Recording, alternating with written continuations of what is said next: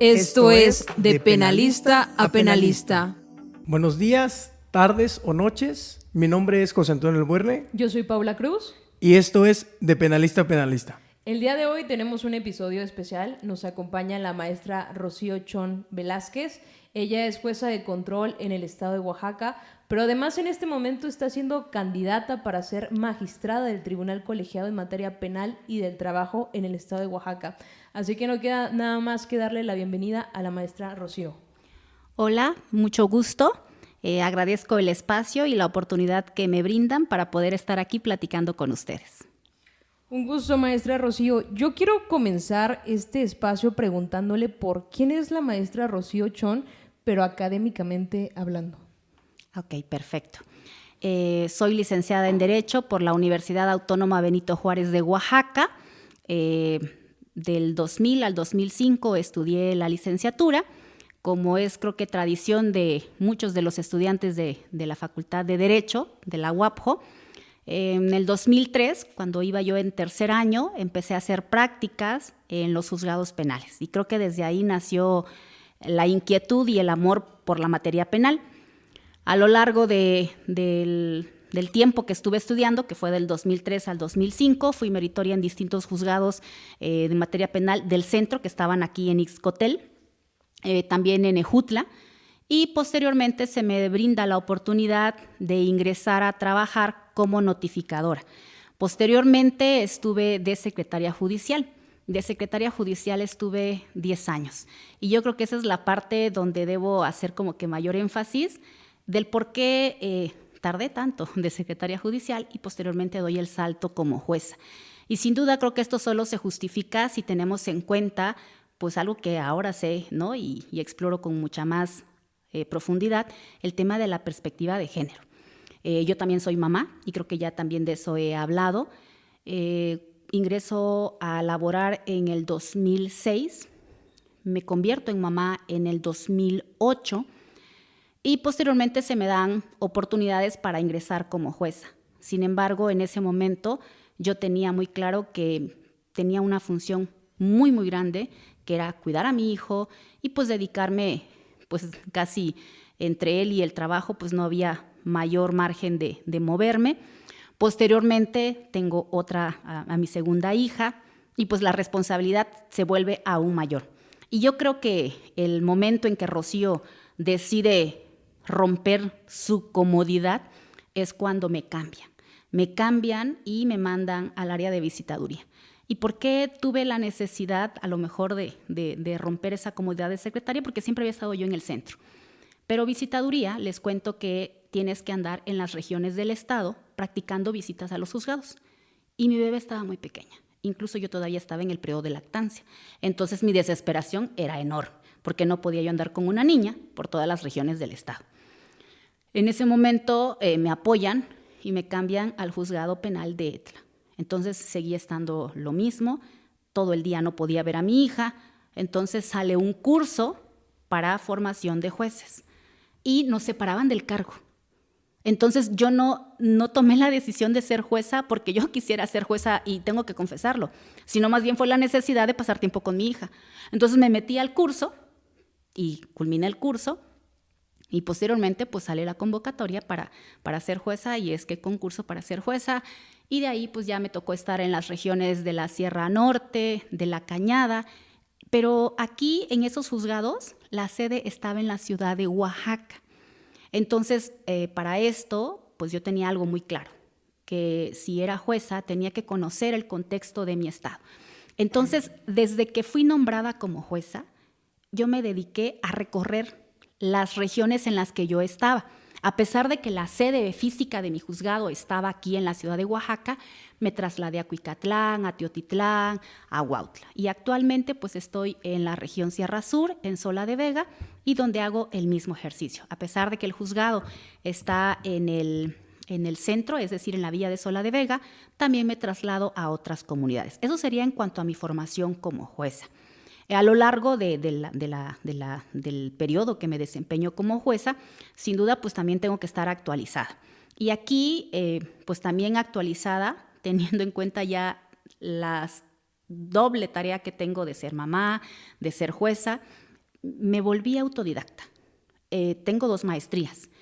La primera, me ayudó mucho la herramienta de las nuevas tecnologías, ¿no? De que pueda hacer, que hayan plataformas, que pueda ser, ¿no?, en línea, ¿no?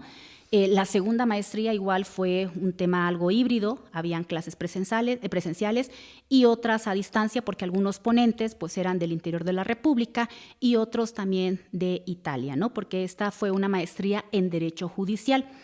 Y también a lo largo de mi carrera, pues he tomado distintos cursos en la misma modalidad a distancia, otros de manera presencial, a través de las diversas universidades, ¿no? Esto para compaginar todas estas labores. Pues maestra Rocío, yo creo que es una persona experta, ¿no? Como siempre nosotros, el maestro José Antonio y yo decimos, el derecho y también el derecho penal es un arte de nunca acabar. Siempre hay que estar en constante aprendizaje, sin embargo, pues podemos advertir que usted tiene una base sólida en cuanto a la capacitación. Y por eso yo quisiera hacerle una pregunta. ¿Por qué decidió ser candidata a magistrada? Excelente pregunta. Sin duda, también aquí creo que hay una parte que me salté. A lo largo de la carrera judicial que tengo al interior del Poder Judicial del Estado de Oaxaca, como yo les comenté, concursé para ser jueza y también al interior se han lanzado distintas convocatorias para ser magistrada, es decir, esta no es una decisión que yo haya tomado en este momento. Tengo una aspiración y creo que por eso es que me he capacitado profesionalmente, porque sé que aspirar a un cargo de magistratura requiere de mucho mayor compromiso como el juez, porque la función que voy a tener ahí es distinta. Es la última instancia que tienen los ciudadanos para que se les garantice sus derechos. Es decir, cuando no han tenido una respuesta favorable con un juez, es que acuden precisamente a una distinta instancia para que se les garantice este derecho. Entonces, en este caso se abre la posibilidad ahora para concursar como magistrada en materia federal y sin duda pues la tomé, porque no es una decisión de ahorita. Siempre he concursado ahora sí que en las convocatorias que al interior del Estado se han lanzado para la magistratura. Maestra, estamos nosotros también como pues proyecto académico, tenemos el compromiso de informar o de ser un canal de información para la ciudadanía, para poder entender este nuevo proceso de evolución del derecho mismo. Me gustaría preguntarle, porque quiero que quede muy claro, a través de un ejemplo nos podría ilustrar cuál sería el trabajo que usted desempeñaría en un caso práctico en el cual ojalá y nunca nos estemos nosotros siendo parte de esto, pero como vivencia, porque habrá personas que tengan algún familiar que esté periodo de la libertad o que hayan sido víctimas en alguna circunstancia. Entonces, ¿cómo impactaría el trabajo de usted pues en la vida de todos nosotros como ciudadanos? Ok, perfecto. Siempre lo he comentado que para ser un buen juez no solo se necesita tener una excelente formación académica. Nosotros tenemos que ser conscientes de que tomamos decisiones que afectan seres humanos al igual que yo, ¿no? Que tienen un proyecto de vida y que esa afectación sin duda va a tener una consecuencia. Las leyes por algo están diseñadas de manera abstracta y al momento en que nosotros la aplicamos tenemos que tener en cuenta el contexto en el que vivimos. En este caso, soy una persona que conoce del contexto que vivimos en nuestro estado y en qué cambiaría que la visión que yo tengo no solo es formada desde el derecho, sino sobre la realidad que viven día a día las personas. Hay muchas figuras jurídicas que están encaminadas precisamente a atender esas situaciones. Sin embargo, a veces no se les da el alcance que debería porque desconocemos ese contexto. Uno de ellos, por ejemplo, es el tema del estado de necesidad justificante, el tema de la legítima defensa, que podemos advertir que son figuras que la legislación lo establece.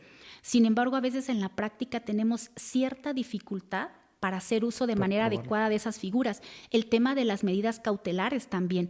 Creo que las medidas cautelares tienen fines procesales y también debemos de tener en cuenta el contexto en el cual se está llevando el proceso, las personas a quienes se las estamos aplicando, la perspectiva de género, la perspectiva de infancia, la perspectiva de discapacidad, el tema de los derechos indígenas. Sin duda creo que son muchísimos temas que pudiéramos decir en la mesa y que pudiéramos advertir que pudieran tener un impacto en las personas.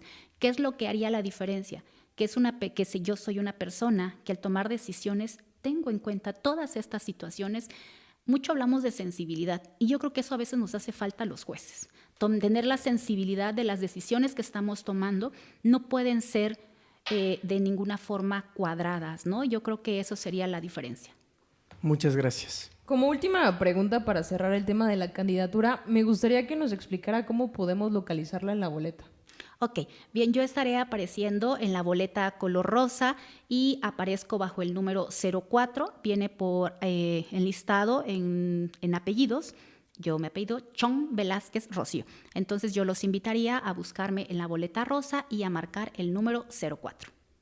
Le agradecemos mucho, maestra. Y pues bueno, también el motivo de esta reunión es hablar de un tema muy importante, es hablar de la infancia en contacto con el sistema de justicia. Y yo quisiera comenzar con una pregunta base para que después usted tome pues, el control de la charla. Okay. Pero la pregunta base sería, ¿qué es una infancia? Porque, digo, en la jerga común entendemos como infancia a los niños y niñas. Sin embargo, pues también sabemos que hay grupos etarios, o sea, a partir de qué momento se entiende que una persona es un niño o niña y hasta qué momento. Ok, gracias. Sí, la Convención sobre los Derechos del Niño establece que niño es todo ser humano menor de 18 años. Sabemos que pues, también a veces hablamos de niñas, niños y adolescentes. El término adecuado para referirnos es hablemos de infancia. Cuando yo me refiera a infancia, estoy hablando de un ser humano menor de 18 años de edad. Muchas gracias por esa respuesta, esa aclaración. Me gustaría preguntarle a usted, y evidentemente ya entrando en materia, ¿cuál es el fundamento o cuál es o qué entramados ha tejido la Corte respecto de esta perspectiva de infancia ahora?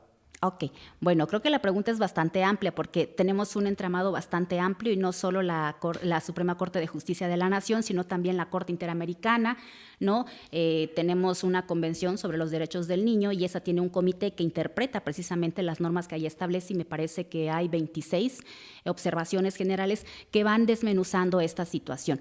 Aquí yo creo que tiene que ver con el derecho a la igualdad. Me gusta siempre abordarlo por el tema de la igualdad, reconociendo pues que no todos estamos en una condición de igualdad. Cuando hablamos de infancia, nosotros debemos diferenciar o tener presente las características que revisten a la infancia que las hacen diferente de los adultos.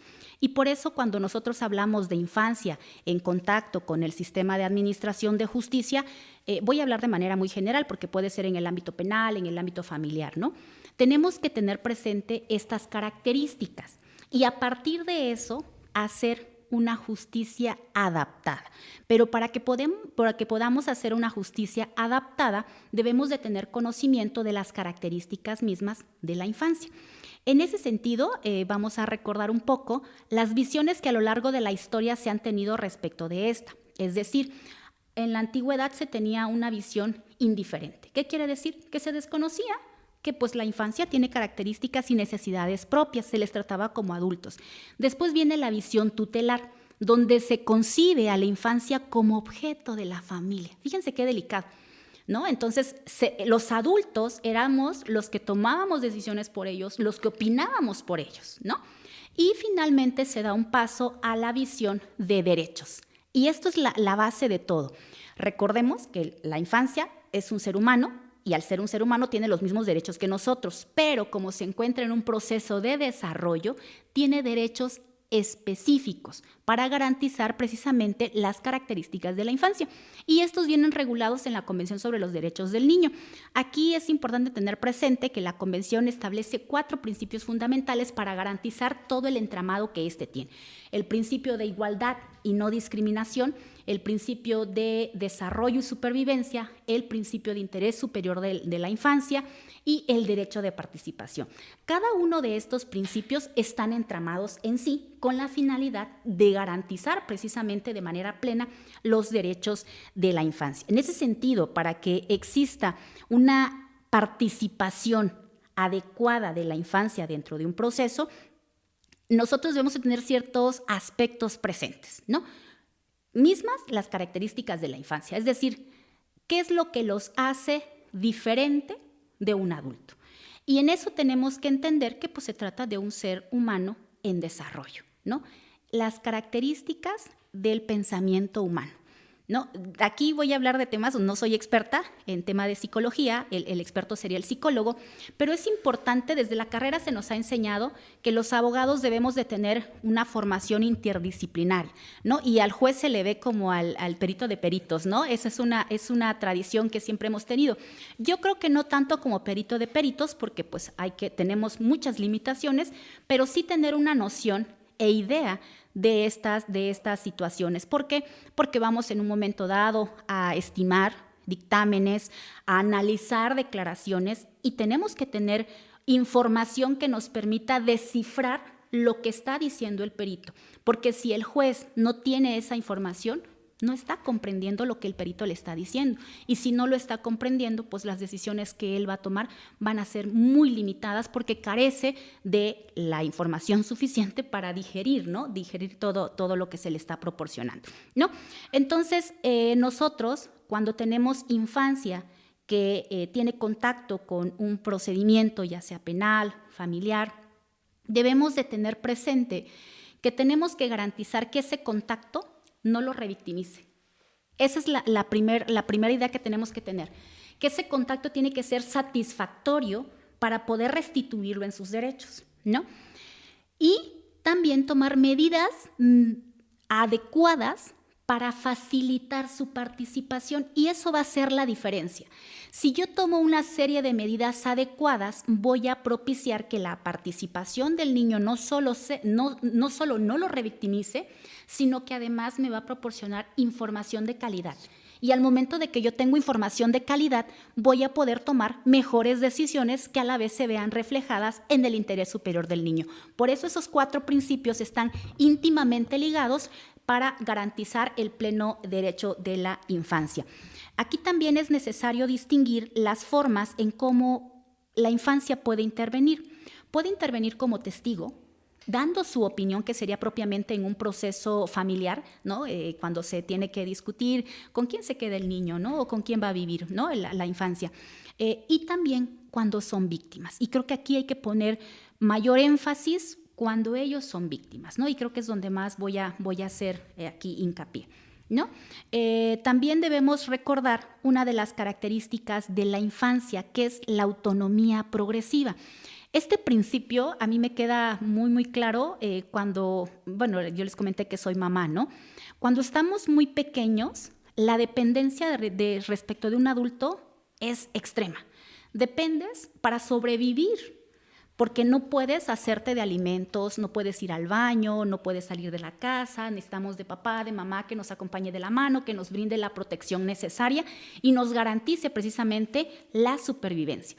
En la medida que la infancia va creciendo, pues va desarrollando más habilidades que le permiten ser un poco más independiente, ¿no?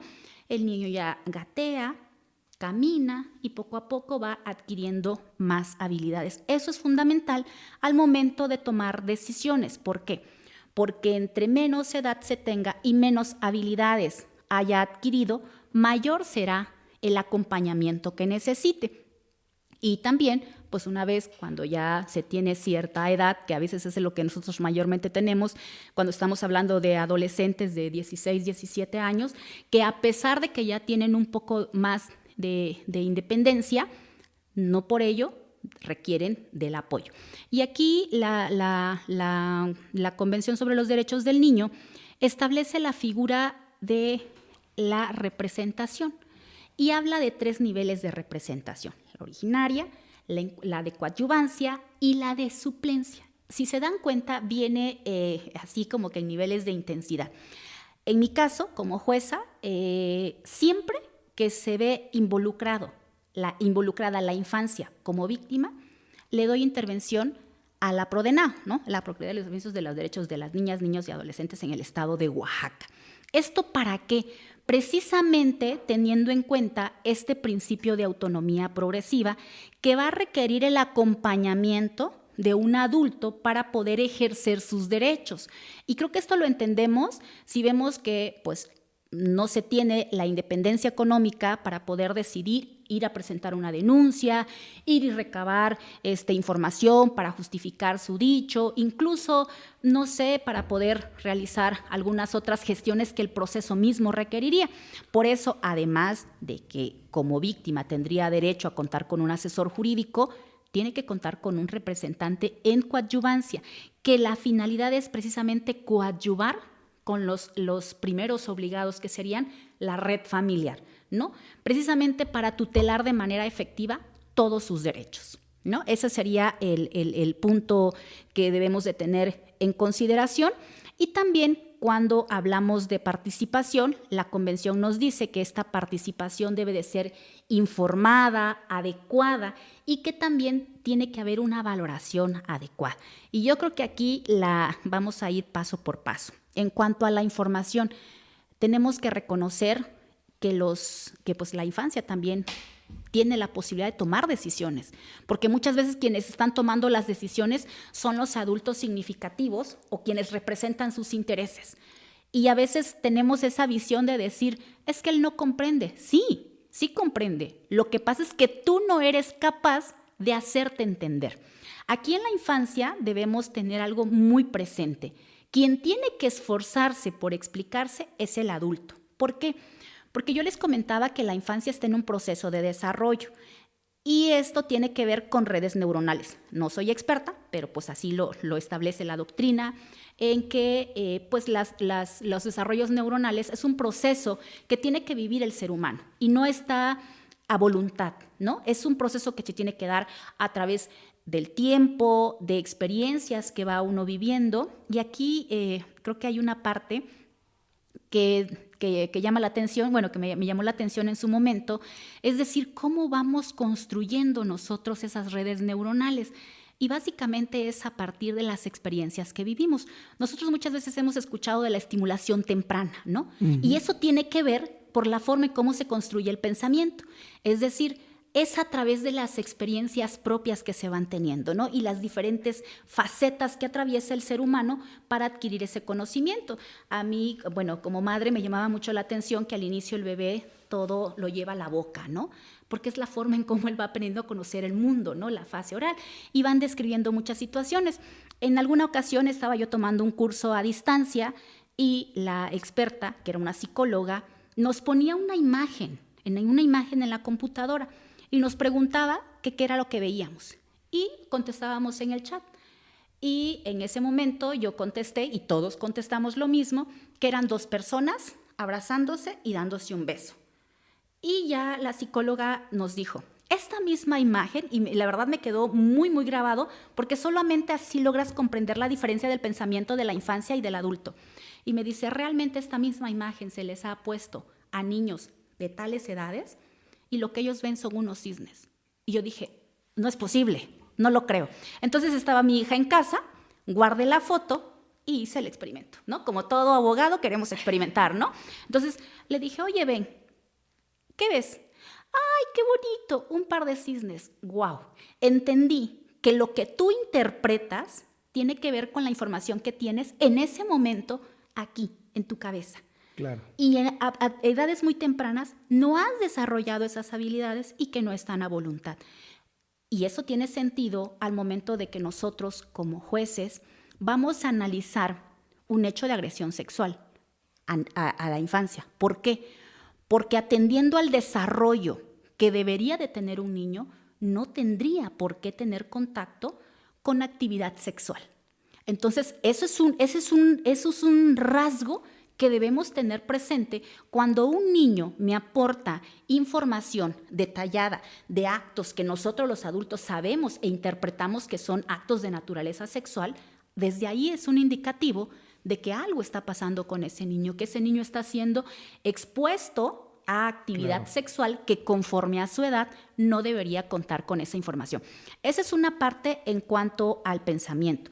El uso del lenguaje sin duda tiene que ver. Y aquí es donde ellos hablan que reconociendo las limitantes que como operadores de operadores jurídicos tenemos, que no tenemos una formación en psicología o incluso a lo mejor en comunicación con infancia, es deseable que quien tenga el contacto para obtener una información de calidad sea una persona formada con la visión de infancia y que cuente con las herramientas necesarias para hacer esa participación adecuada y para extraer la información necesaria que permita pues garantizarles el derecho de acceso a la justicia.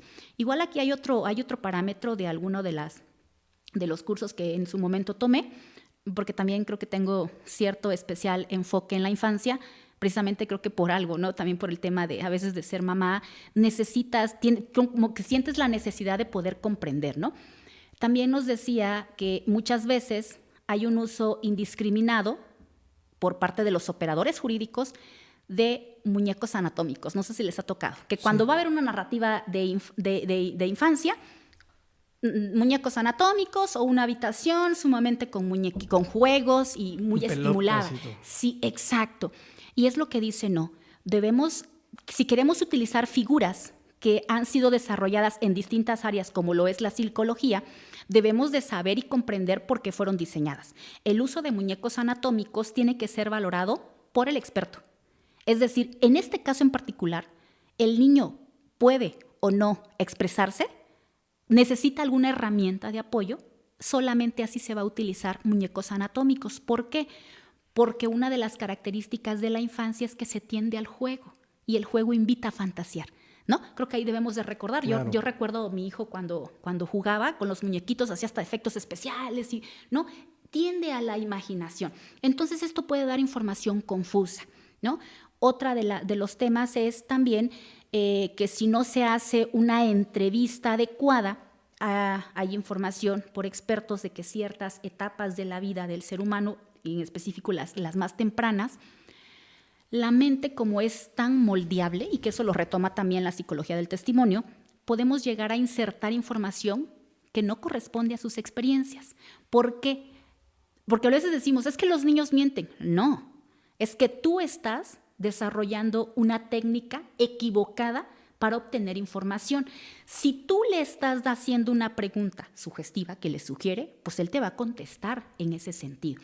Es ahí la importancia de hacer esta diferenciación y por eso dice, para poder garantizar el acceso a la justicia de la infancia tiene que ser diferenciado y especializado, consciente que yo como jueza no tengo la formación para poder hacerlo, pero sí cuento con las herramientas para saber qué es lo que necesito. ¿Qué es lo que necesito? El apoyo de conocimiento experto, claro, que se pudiera ser un psicólogo y que en este caso no cualquier psicólogo, un psicólogo especializado precisamente en contacto con infancias que tienen problemas con el sistema de justicia, ¿no?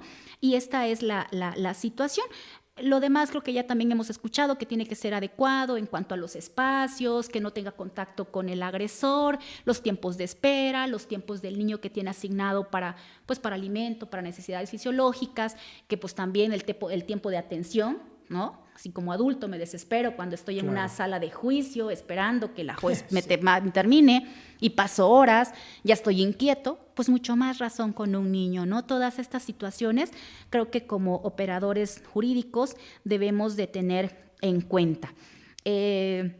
No sé si me sigo o quieren hacer algún paréntesis porque luego me apasiono y sigo hablando. No, la verdad es que es muy, muy bueno lo que usted está apuntalando porque todo esto, toda esta falta de perspectiva la vemos en la investigación de esos delitos a veces, ¿no? Siempre hablamos mal de la fiscalía, pero no es eso, ese no es el punto. El punto es que estos procesos de investigación también deben ser diferenciados respecto de la persona que va a querer que se le administre justicia. Entonces, al hacer una investigación que no tiene estos parámetros, que no te allegas de los expertos y que, como lo platicábamos antes de empezar, quizá el juez no está ahí para ver qué se está haciendo, si se está haciendo bien o si se está haciendo mal, o si se está haciendo ocupando las técnicas que ya no son las adecuadas, pues podemos llegar al punto de que hemos visto en las noticias, en muchas redes sociales, que este juez absolvió a un violador, ¿no? O esta jueza dejó libre a fulanito, al que abusó a 10 niños. Y realmente son sensacionalistas estos títulos. Sin embargo, hay un tema técnico, completamente técnico y especializado de todos los fundamentos que usted nos está dando, que no se aplicaron, que no se llevaron a cabo, que se pasaron por alto, y como resultado tenemos pues esta absolución de una persona que quizá sí pudo haber sido responsable del delito, ¿no? Claro, además que los adultos literalmente somos adultocentristas. Pensamos que todas las personas se van a comportar conforme a nuestro conocimiento y a nuestra experiencia. Y a mí me gustó el comentario de que hay que entender que las infancias, los niños, niñas o adolescentes son sujetos de derecho, punto, así como los adultos. Sin embargo, muchas veces, y saliéndome no solo en el tema judicial, cuando un niño, una niña, un adolescente está en contacto con el sistema de justicia, sino incluso los mismos padres, muchas veces no llegan a comprender esta situación. Usted de igual forma hacía referencia a que no solo en materia penal, sino por ejemplo en materia familiar. Y me ha tocado escuchar donde los padres están peleando la guardia y la custodia, que es una situación que va a cambiar el estilo de vida de ese infante, y ni siquiera lo escuchan. Evitan a toda costa llegar a la escucha del niño o de la niña. Claro. ¿Por qué? Porque obviamente sabemos que genera un gasto para el erario, que probablemente pues son audiencias dilatorias en donde la carga de trabajo para los juzgadores es exorbitante. Sin embargo, repito, se basan en tu papá, tu mamá, llegan a un acuerdo cuando en qué momento le preguntamos al infante con quién quieres estar, con quién te sientes mejor, ¿no? Y entonces es una idea en donde muchas veces pues nos cuesta entenderlo. Usted también hacía referencia al tema de las sugestividades en cuanto a las infancias, ¿no? Si tú le preguntas algo de forma sugestiva, te va a contestar lo que tú quieres, porque no, en parte no tienen esa malicia del adulto, que por ejemplo cuando estamos contrainterrogando, el adulto sabe que la persona que es su contraparte le está haciendo preguntas pues para que caiga en un error, para manipular probablemente una respuesta, pero el niño y la niña no lo saben. Entonces incluso yo creo y siento, como muchos doctrinarios dicen, incluso Manzanero, que en el tema del contrainterrogatorio para niños, niñas y adolescentes no deberían permitirse las preguntas sugestivas, ¿no? Entonces es completamente cambiar el panorama y entender que el desarrollo, la vivencia y la forma de pensar es completamente distinta a la de nosotros como adultos, ¿no? Sí, creo que usted acaba de decir algo muy importante. Recordemos que el procedimiento penal en específico está diseñado y pensado en adultos. Quienes construimos las reglas, el lenguaje que se utiliza está diseñado y pensado para adultos. La infancia, ¿qué es lo que quiere? Requiere de una justicia adaptada y especializada. En mi caso, incluso la forma de cómo se lleva a cabo el examen, si así lo queremos ver, ¿no? Así como dicen, el examen de testigos o el examen de la víctima, tiene que ser distinto al de la infancia. ¿Por qué? Porque quien va a digerir, ¿no? O que quien va a facilitar la comunicación tiene que ser un experto. Y aquí creo que debemos también de tener presente las diversas formas como el experto, en el caso en particular el psicólogo, interviene con la infancia, ¿no? Puede intervenir como persona de acompañamiento, que la persona de acompañamiento precisamente busca facilitar, generar un ambiente que le permita estar en confort y propiciar su narrativa. Otro es cuando también esa persona va a analizar propiamente al niño y poder determinar si tiene una afectación a nivel psicológico. Y otra también es cuando el experto va a analizar la información, destacar algunos rasgos de credibilidad atendiendo precisamente a la edad y el proceso que tiene. En mi caso, me gusta que las preguntas las formulamos los abogados, porque también a veces los abogados no tenemos esa técnica para formular acorde al pensamiento del niño. Hacemos nuestras preguntas, las filtramos, ¿no? Porque si permitimos que se dé el objeción, Desde ahí el niño dice, ¿qué? ¿La estoy regando? ¿Qué me equivoqué? Porque Sí, también ese es un se pensamiento de la sienten infancia. regañados, ¿no? Claro. Y luego cómo gritamos los abogados, ¿no? Objeción. Y el niño, o sea, Claro. pues puede llegar en un momento a entrar en cierto conflicto, ¿no? Entonces, las preguntas primero se hacen una especie de filtro entre ustedes, entre partes técnicas, y una vez que se han filtrado, es decir, yo acepto que estas preguntas se hagan por parte de la defensa y por parte del Ministerio Público, por asesor jurídico, se le entregan al experto, al psicólogo. ¿Qué es lo que yo le estoy diciendo al psicólogo? Yo necesito saber esta información. ¿Cómo se la vas a preguntar? Tú eres el Tú experto. dime. Exacto. Tú hazme mi cuestionario, ¿no? Exacto. Casi. Solamente así garantizamos Claro. el derecho de que sea precisamente especializada la participación de la infancia. Ese es en cuanto a tener información, ¿no? Y tenemos en cuenta también el tiempo. El tiempo, si lo sometemos, que muchas veces como abogados también es una técnica que tenemos, ¿no? Lo voy a cansar porque ya desde el... No, pues entonces como juez para eso estás, para decir, ok, espérate, aquí lo que tienes es distinto. No estás frente a un adulto, tengo que atender, pero el juez lo tiene que entender. Otro de los, y ahorita me viene a la mente, otro de los derechos que como imputado tienes es la defensa material, ¿no? Yo como imputado le puedo hacer preguntas directas. ¿Cuándo es infancia? No, porque es el agresor. ¿Qué es lo que yo estoy haciendo si permito? Y cómo es ahí vamos viendo que a pesar de que es un derecho, bueno, esa es mi opinión, protegido desde la Constitución, el derecho de defensa material, aquí hay un interés que tengo que tutelar, el de la infancia. Se colisionan los derechos. Exacto. ¿No? Y aquí sale vencedor el derecho de la infancia, porque si yo estoy permitiendo, imaginemos que un agresor sexual le pregunte a su víctima, híjoles, creo que eso es traumático. Recientemente, bueno, no recientemente, hace unos meses, tuve una situación en donde llevan como testigo a una niña de escaso 8 años, y como ella, el proceso que acababa de vivir estaba muy, muy reciente, y le hace estábamos viendo de que ella hablaba lengua y quería ver si necesitaba el intérprete o que fuera en español. Cuando ella escucha la voz del hombre, o sea, hombre intérprete, y lo escucha en su lengua, la reacción de la niña fue sumamente ejemplificadora. Para ella fue algo que la movió de su zona en que estaba de estabilidad con la psicóloga. ¿Por qué? Porque la persona que había atacado al familiar hablaba su lengua materna. Entonces el recuerdo, o sea, detona su recuerdo, claro, y genera en ella una situación que la psicóloga en ese momento pudo atender, platicó con la niña y la niña dijo, yo quiero hablar en español, ¿no? O sea, vamos viendo cómo hay ciertos derechos que están diseñados para adultos. En este caso sería el expresarse en su lengua para garantizar, ¿no?, ese derecho, claro, que tiene. Pero la niña le generaba el conflicto el expresarse en su lengua por el recuerdo que ella tenía y asimilaba al evento traumático. Yo creo que todo esto tenemos que tener en cuenta, partiendo precisamente del pensamiento. Vamos a tener en cuenta también que la edad, sin duda, nos va a poder permitir tomar decisiones para determinar en qué casos sí, en qué casos no. La adolescencia, a pesar de que todos entran dentro del rango de infancia, la adolescencia es una etapa sumamente particular. Y creo que aquí últimamente he tenido más contacto. Ahorita tengo un hijo que está atravesando en esa edad. Y a pesar de que tengo vaga información, de repente me cuesta, ¿no? Me cuesta entender por el tipo de pensamiento. Yo ahora entiendo cuando dicen, ¿no?, que ellos sienten que todo lo pueden.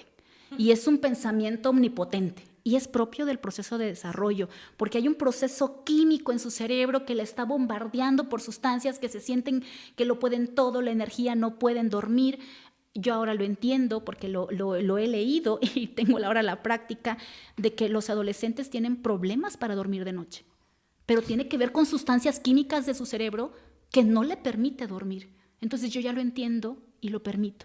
Antes era el conflicto, duérmete, y ya no está, porque no es un proceso a discreción. Y solo lo entiendes cuando ya tienes información que te permite tomar estas decisiones, ¿no? Y sin duda, como juzgadora, es necesario. Tuve un asunto de una agresión sexual en donde la defensa, me parece que cuestionaba el por qué la víctima había salido sola de noche a buscar le digo, a reunirse con la persona. Eso solo lo entiendes en la adolescencia. A mí ahorita alguien me cita de noche, no salgo, ¿no? ¿Por qué? Porque ya tengo información que me permite medir riesgos. En la adolescencia no. En la adolescencia, porque los jóvenes pues son más propensos a tener ciertos accidentes, precisamente por este proceso. Y le decimos, ¿no? Oye, es que entiende que no mides el peligro. Sí, no mide el peligro. Y no porque no quiera, no tiene los mecanismos suficientes para poder hacerlo. Sí, incluso por eso hay un proceso especializado cuando es un niño, bueno, sobre todo un adolescente, el que realiza una conducta prohibida por la norma. Y muchas veces vemos en redes sociales o en comentarios de las personas que dicen, ¿y por qué es más beneficioso si se trata de un adolescente cuando ve lo que hizo? Ve la forma con la que lesionó, ve la forma con la que mató.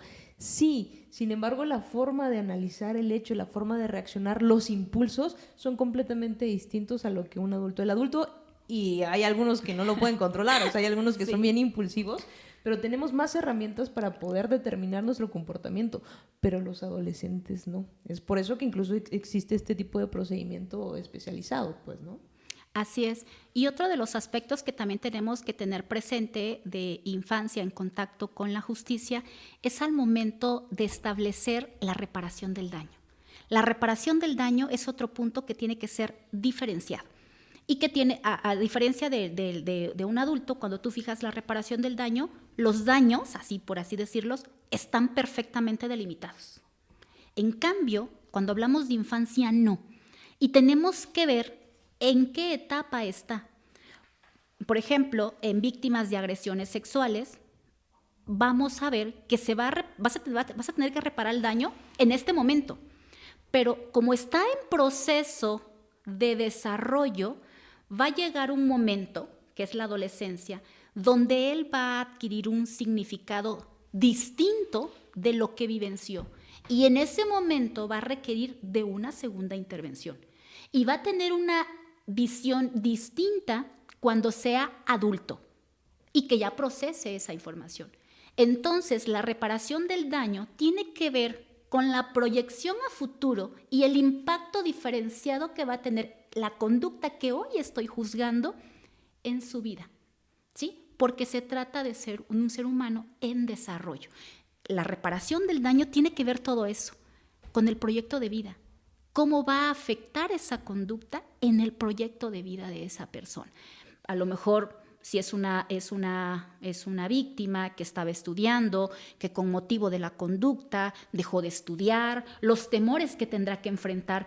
Entonces, la reparación del daño tiene que hacer esa proyección. Y eso también es otro de los temas que como operadores jurídicos debemos tener presente, ¿no? El lenguaje que utilizamos al momento de redactar la sentencia. Porque muchas veces, como jueces, emitimos la sentencia. Esa sentencia normalmente está diseñada para operadores jurídicos. Y nos olvidamos de la infancia, que es el directamente interesado en saber qué fue lo que pasó en este proceso, en qué terminó, ¿no? ¿En qué terminó la historia? O sea, yo te fui a contar una historia y qué fin tuvo. Necesito comprenderla, ¿no? Entonces, esto aquí justifica, y creo que es uno de los aciertos que se tuvo también y que se manejó por parte de la Suprema Corte de Justicia de la Nación, en hacer el formato de lecturas fáciles, ¿no? Y que es totalmente desformalizado. Y que muchas veces nosotros los adultos pudiéramos pensar, ay, el juez, no, pues es que así se le habla. Yo, por ejemplo, siempre les digo que el parámetro que tengo son mis hijos, ¿no? Que luego a veces me dicen, ya vas a empezar con tus palabras, ¿no? O sea, ¿y qué es eso?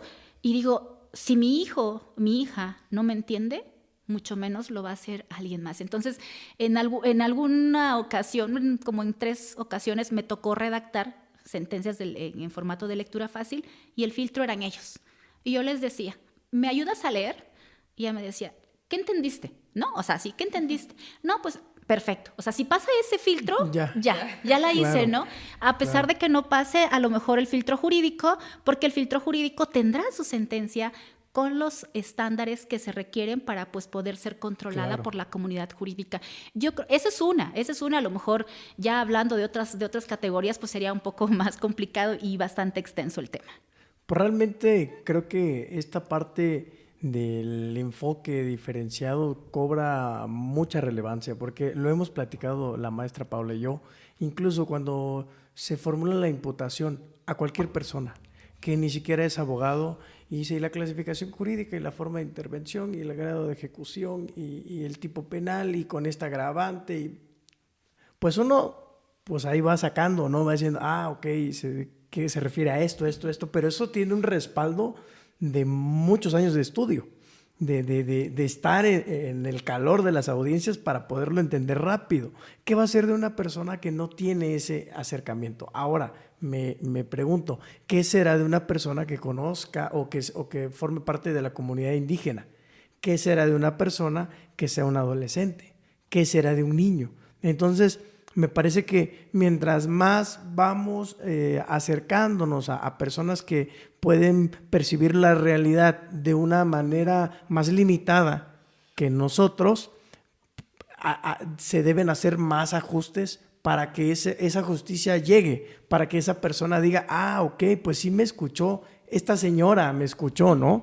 O este señor sí me escuchó, pues yo creo que no hice nada malo.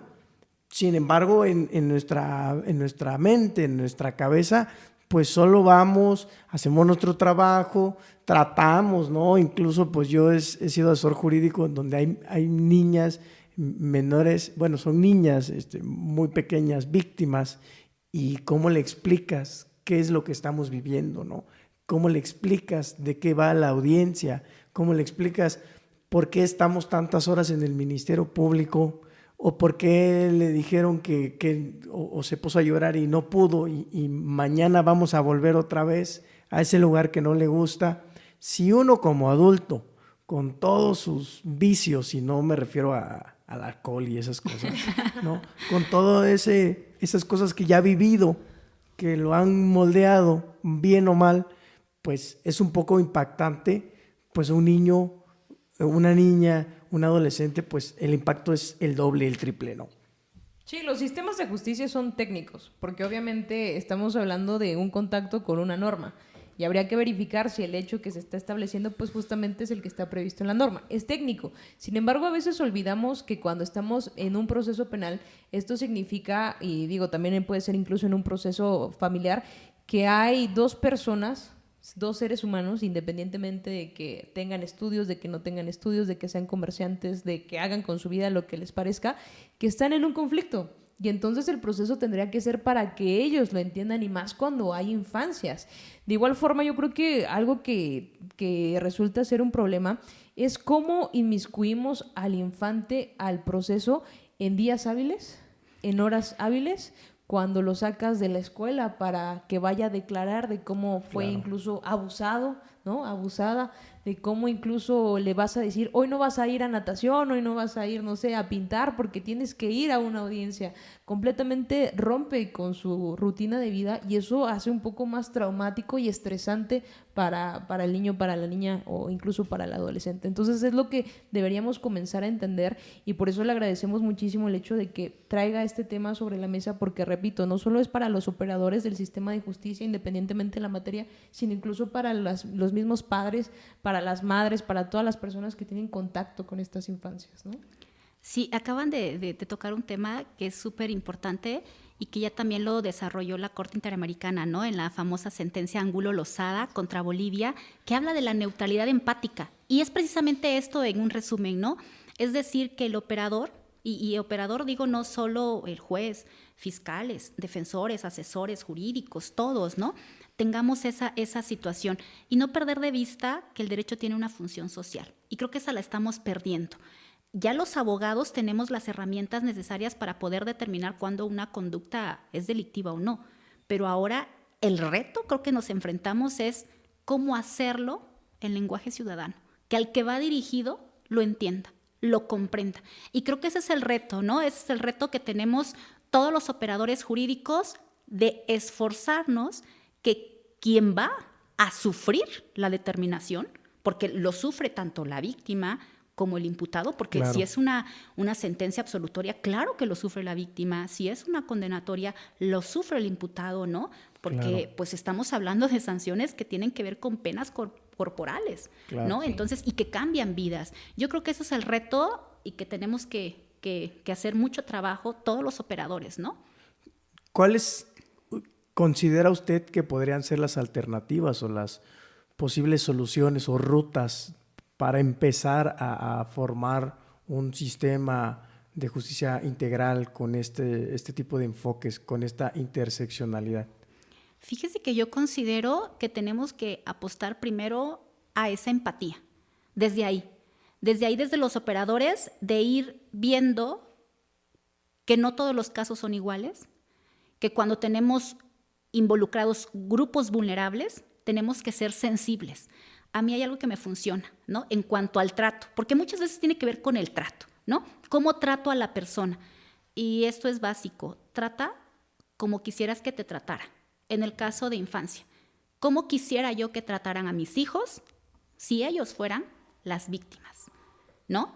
¿Cómo quisiera yo en el caso de adultos mayores? Bueno, ese es otro tema que no me viene al caso, pero sí me gusta a veces tocarlo porque conforme vamos, así le digo, así como la infancia, conforme va creciendo, va adquiriendo habilidades, conforme vamos creciendo, vamos perdiendo habilidades.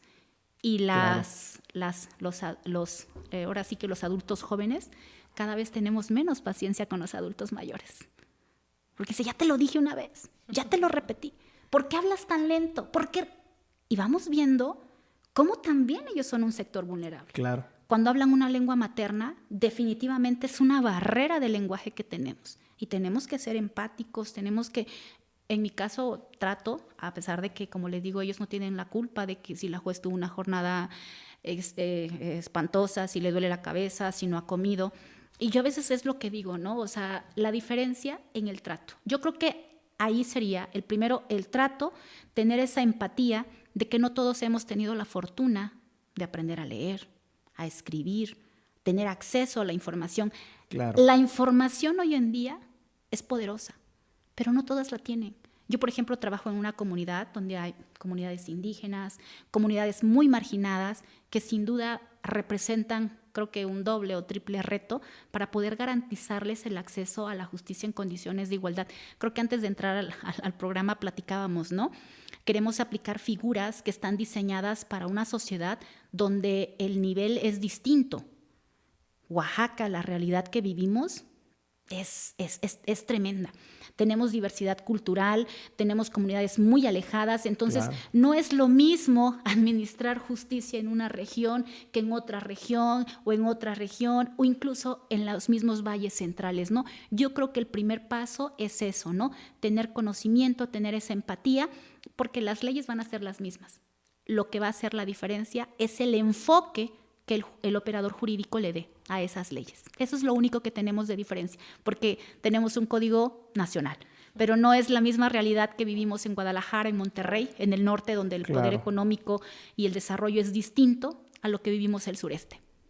Sí, porque incluso platicábamos, digo, yo he tenido clientes que pues están en la sierra de Oaxaca y luego yo hace tiempo decía, bueno, te marco como estoy en audiencia, te marco a las 6. No, pero es que a esa hora ya ni hay luz, a esa hora ya ni hay señal, o a esa hora ya llueve y nos vamos a quedar incomunicados 2 días. Y yo dije, o sea, eso pasa. O sea, en mi ignorancia, en mi terrible ignorancia, y al creer que del privilegio que tenemos de vivir en la ciudad, no se va a vivir allá. Entonces, cuando empezamos a entender, nos vamos a dar una vuelta por ahí y entendemos que el contexto es completamente distinto y limitado, impone barreras dificilísimas, incluso para ejercer nuestro propio trabajo, cual sea la función. Exactamente. Sí, y entender que hay realidades distintas. Y yo quisiera hacerle una última pregunta, porque este programa, pues, incluso el eslogan, ¿no? Es que va dirigido, pues, a abogados penalistas, en su caso, ministerios públicos, jueces, juezas, magistrados, todos los operadores del sistema. ¿Cuáles son las lecturas obligatorias para poder comprender el tema que nos trae aquí a reunirnos? Infancias en contacto con los sistemas de justicia. Ok, pregunta súper complicada. De entrada, yo creo que la Convención sobre los Derechos del Niño y las 25, si me equivoco, no sé, son 25 observaciones donde se desarrollan, A mí me gusta, bueno, actualmente la sentencia de la Corte Interamericana que les dije de Angulo Lozada. Hay un libro que no recuerdo, creo que se llama Psicología del Testimonio Infantil, me parece, pero si no yo se los dejo el título, que es donde habla precisamente de esta diferencia al momento de la entrevista, ¿no? De la entrevista y de los mecanismos que utilizamos para poder extraer información. Tengo también una revista que habla, en casos muy particular, en testimonios de infancias de agresiones sexuales. Hablo de esto porque la realidad es esta. La mayor incidencia de delitos de agresiones sexuales, las víctimas es la infancia. Entonces, es esa parte, ¿no? De decir el trato diferenciado y pues ayuda mucho saber cómo abordar, ¿no? ¿Por qué? Porque el tema probatorio es súper complicado y limitado. Entonces, yo me quedaría con esas a reserva de que yo les pase los nombres. No soy muy dado de aprenderme todos los nombres, ¿no? Bueno, aquí en México también, creo que sí es obligatorio, sí es cierto, se me estaba pasando. El protocolo para juzgar con perspectiva de infancia y adolescencia, bueno, es que va de la mano también. El protocolo para juzgar con perspectiva de género, que tiene que ver, porque hay otra de las situaciones que muchas veces se da, que es la interseccionalidad, que está determinada por el género y por la edad. Entonces, claro, también hacer como ese impacto diferenciado que tiene cuando se es... Como que van en paralelo, ¿no? Sí, sí. Y si a eso le sumamos el tema de discapacidad, yo creo que diría que todos los protocolos en cuanto a juzgar con perspectiva de infancia, con perspectiva de género, con perspectiva de interculturalidad, con perspectiva de discapacidad. Creo que ese es otro de los temas también que sin duda cada día va abonando, como le digo, a ser mucho más larga la brecha al momento de acceder a la justicia, cuando hablamos de infancia, que se junta el género, el pertenecer a una comunidad indígena y el tener una discapacidad. Sin duda, creo que son retos bastante grandes. Las categorías sospechosas que denominó la Corte, que ahorita ya ese nombre está como que de miedo, ¿no? Sí. En ese entonces estuvo muy bien, pero ojalá y eso ya también cambie porque... Pues sí, está muy sospechoso eso, esa definición. Ajá. Maestra, ha sido un gusto estar aquí con usted, que nos haya brindado de su conocimiento, de su tiempo, que haya tenido esa disposición. Tenemos la intención, como lo habíamos platicado, de que pues a los candidatos, a quienes tienen esa ímpetu por hacer un mejor sistema de justicia, los puedan conocer, puedan saber cuál es su formación, puedan saber cuál es esa área de expertise y que pues no vienen a improvisar. Hay personas muy preparadas, hay personas con una trayectoria que les respalda y que viven la administración de la justicia día con día. De nuestra parte, pues, o al menos de la mía, nada más que agradecerle su tiempo y su espacio. De igual forma, maestra, si nos puede ayudar con sus redes sociales para que las personas que nos están observando puedan buscarla y seguirla.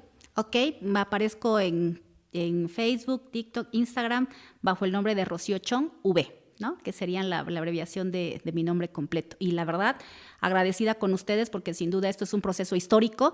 La ciudadanía tiene derecho a contar con información para participar de manera informada y como ustedes lo dicen, que vean que los que estamos participando, bueno, en mi caso no soy una candidata improvisada, tengo una trayectoria judicial, y también tengo formación académica y sobre todo pues también tengo experiencia en el tema de la administración de justicia. Muchísimas gracias. Gracias a usted y pues mucho éxito en su candidatura. Y gracias. Eso fue de Penalista a Penalista.